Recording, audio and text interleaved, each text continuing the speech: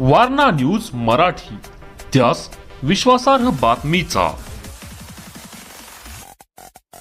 पन्हाळा पंचायत समितीच्या नवनिर्वाचित जिल्हा परिषद सदस्य डॉक्टर जयंत पाटील व उपसभापती भारती पाटील, पंचायत समिती सदस्य माणिक पाटील यांचा प्राथमिक आरोग्य केंद्र बोरपाडळे यांच्या वतीने स्वागत आणि सत्काराचे आयोजन करण्यात आले होते.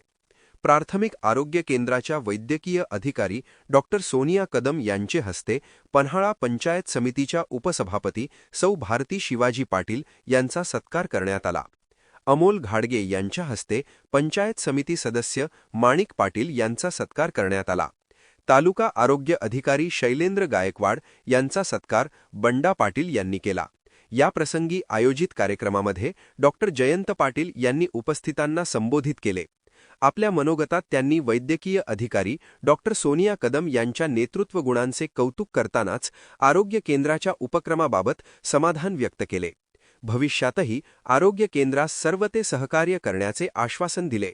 यावेळी जिल्हा परिषद सदस्य डॉक्टर जयंत पाटील यांचा सत्कार संपत पाटील यांच्या हस्ते करण्यात आला.